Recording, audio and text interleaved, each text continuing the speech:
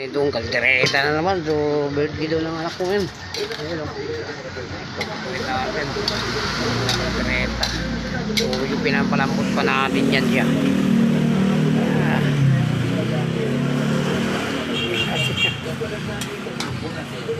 So mga idol, magluto naman tayo ng kaldereta ngayong araw na to. So, birthday nga ng anak ko ngayon. So, ito na yung mga rekado niya. Ayan, nakalagay natin ng reno para masarap.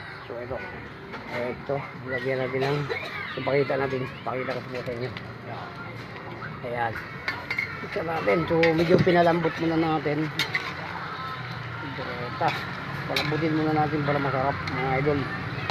Yun ang ano ngayon, kaldereta natin.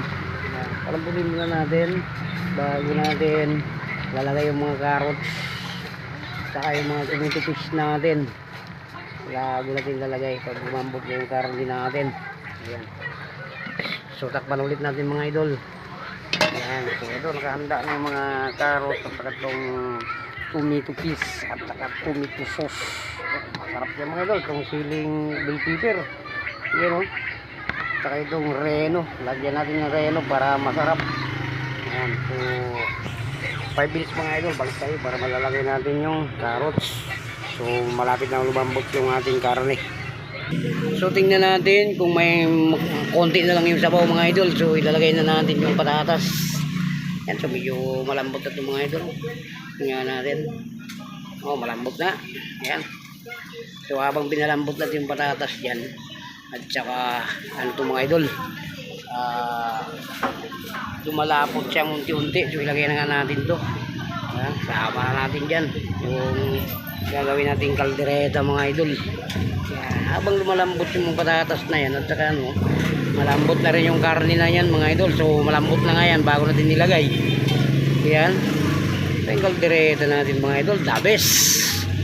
So mamaya na tayo maglagay ng ano natin, tomato sauce. So medyo konti na lang yung sabaw pala nito. Kailangan natin dagdagan pa natin konti.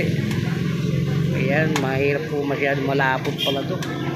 Ayan, natin maglagay ng konti tubig mga idol. Balutuin muna natin yung carrot at yung patatas. Kasi tingin ko sobrang dami pala to yung kaldereta natin. Takpan muna natin. Pwede mga idol, ilagay na natin itong tomato sauce, diba? Para unti-unting kumukulay na siya mga idol. So habang kasi lalagyan natin yan mga idol, pag maluto na yung patatas na yan, masyado makulay na yan mga idol. Lalo natin nilagyan yung tomato sauce natin, tomato paste, no? So medyo kulang na ba ito mga idol, lag na ba ito. So meron pa nga tayong tira dyan, lagay pa natin. Okay mga idol, bisitahin na naman natin itong ating kaldereta. So medyo maraming sapaw nito mga idol. So pero medyo hilaw pa itong ano na to, yung patatas at saka yung carrots. Unti-unting munti yan mamaya, no? So hindi pa tayo naglagay nitong mga reno at saka yung tomato sauce, tomato paste. Ayan. Pag maglagay tayo mga idol, unti-unting lalapot na yun. So mamaya natin lagyan ng ano. So pag lalagyan na natin kagad yan, medyo hilaw pa yung carrots, no? At saka yung patatas. Kailangan palutuin muna natin bago natin lagyan. So pag ilalagay po natin yan, lalapot na yun. So medyo hindi na maluto yung ano natin, yung carrots at saka yung patatas. So mga 5 minutes siguro mga idol, pwede na tayo maglagay ng tomato paste. So idol, pwede na siguro natin lagay itong tomato paste dito. Ayan. Para paano na natin. Okay lang po siya mga idol. Sakto lang yung asim nito. Haluin na natin. Okay, pagluto na itong mga patatas. Yan. Habang nilagay natin itong tomato paste, yan, unti-unting lalapot na yung sabaw niya mga idol. Lalo na paglagyan na natin itong reno, lagyan na natin yung reno, pagka matunaw na itong tomato paste, lalagay na natin. Ayan o, nakita nyo na mga idol, maraming sabaw yan kayo na. Kaso lang, pag maglagay nga tayo ng ganito, maglagay tayo ng tomato paste, unti-unting lumalapot ang sabaw niyan. Kaya bago natin lalagyan, yung luto na lahat yung mga ating bagay na paglulutuin pa. So ito, tingnan mo mga idol, lapot na yan. So lalo na pag maglagay pa tayo ng reno. So ilalagay na natin yung reno, yung sunod na natin mga idol. Ayan, ilagay na natin itong reno natin. Yun o, ilagay natin para masarap yung kaldereta natin. Kasi lang mga idol, di ko mapakita yung paglagay kong reno. So wala kang mag-aawak sa ating camera. Bago tayo ipakita, ihalo muna natin. Bago natin ihalo, ilagay muna natin. Pag haluin natin, pakita ko na sa inyo kung paano nilagay itong reno natin. So ayan na nga yung reno mga idol. Lalagay na natin to. Ano natin, dandahanin natin pag ano to, drug-drugin natin para mahalo natin. Ayan. So medyo malakas yung apoy natin, no? Kasi malapot na nga ng kaldereta natin. Ayan, haluin natin mga idol. Wow, yummy mga idol. Ang kaldereta. Sakto lang yung sabaw mga idol. Tama itong kaldereta natin yung niluto, no? Ayan, wow. Bilis na magluto ng kaldereta mga idol. Gustong gusto kong lutuin to. So ito yung dito ako mabilis marunong nito mga idol, itong kaldereta. Ayan, diba mga idol? Yummy yung kaldereta natin. Sarap, idol. Marami na tayong nagawa. Kasi lang hindi ko pa pinakita sa inyo. Nakagawa na tayo ng kilawin. Kung mamaya pupunta tayo doon, pakita ko po sa inyo. So hindi lang itong handa nito mga idol. Meron pa doon. Meron na tayong pancit na luto. Ayun, nahirapan kasi ako mga idol. So walang hawak ng camera natin. Nag-iisa lang tayo. So ito. Sinulo ko yung napakita ko sa inyo to. So luto na ito mga idol. Sarap na kaldereta ito mga idol. Yummy.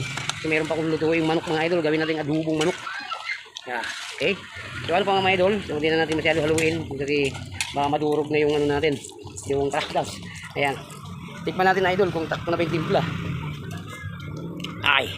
Napakasarap mga idol. Yummy mga idol. So dagdag natin konti natin mga idol. Medyo baka matabang. Yeah. Okay na yan mga idol. Yeah. Bago natin yung perfect mga idol. Medyo pagtikim ko matabang. Haluin natin isang bisis para ano. Para ayos na yung ating kaldereta. Ayan. Wow. Sarap mga idol. Sauce pa lang mga idol. Talagang yummy na. So ito, patayin na natin yung apoy mga idol. Baka madurog yung patatas natin. No? So, ano pa mga idol? So tapos na tayo nagluto nito. Itong kaldereta natin. So ang gagawin natin mga idol, isusunod natin yung manok. Diba? So mamaya mga idol, dugtong pa rin natin itong video natin sa pagluluto nitong manok. So medyo nakalimutan natin bell pepper. So ayun kayo mga idol, maluto pa yan. Lagyan na natin lahat.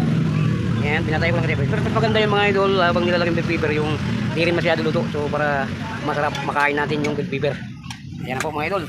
So medyo muntik ko na din pakita sa inyo yung bell pepper natin. Medyo ilalim natin para maluto na. Ayan. Ilagay natin dyan.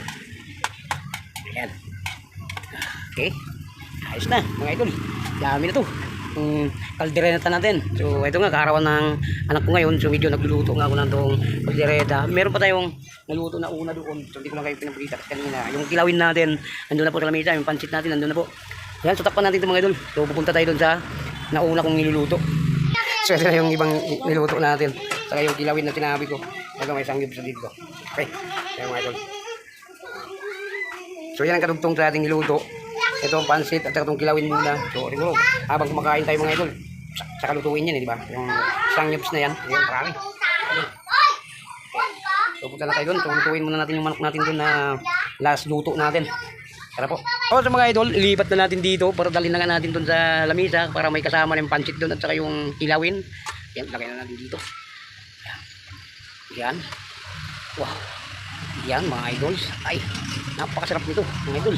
Hindi natin dito.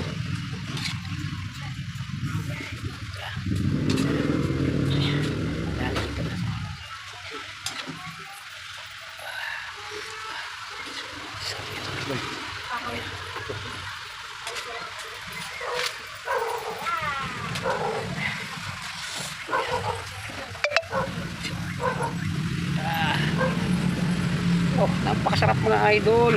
For this video natin, ito yung kaldereta. Napakasarap mga idol. The best yung luto natin. Sige, ayos na.